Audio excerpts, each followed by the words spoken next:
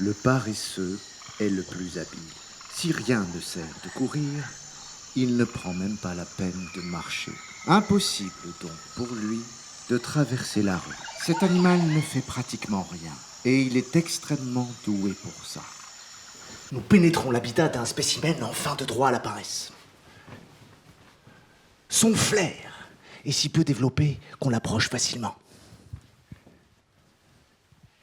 Comme vous le voyez, le paresseux se camoufle dans son environnement pour échapper à son prédateur principal, le Pôle emploi. Non, c'est France Travail. C'est vrai. Ah, on la reprend tout de suite, on perd pas de temps. C'est plus la NPE? Allez, c'est cadré? Thierry, je t'entends pas, c'est cadré? Oui. Comme vous le voyez, le paresseux se camoufle dans son environnement pour échapper à son prédateur principal, France Travail.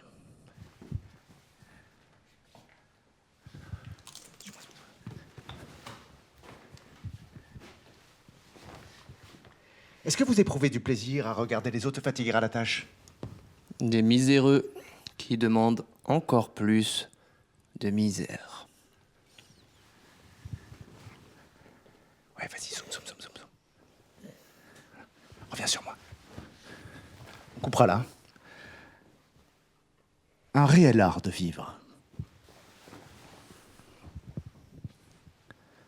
Penser paresseux, c'est faire le moins de gestes possible, finalement. C'est pas de la paresse. Plus je suis dans le concret, plus je fédère. Effectivement, lorsqu'il se sent menacé, le paresseux développe un redoutable moyen de défense. Sur lui, en large.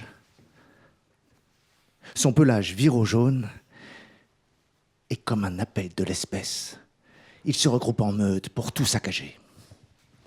Ainsi donc, il ne mobilise son énergie à ne jamais être productif. La nature... Reste sur moi. La nature et ses mystères.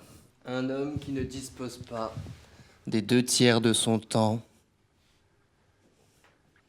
est un esclave. Sauf que le temps, c'est de l'argent. Ce n'est pas de moi, c'est de Nietzsche.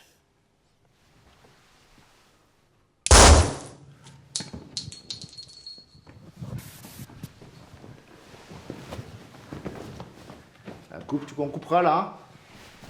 Post-prod, il est beau, hein. Thierry, sur moi. C'est ça, notre projet. Voilà, merci, c'est une fin de journée. Je prends l'ascenseur, hein, je vous laisse les escaliers.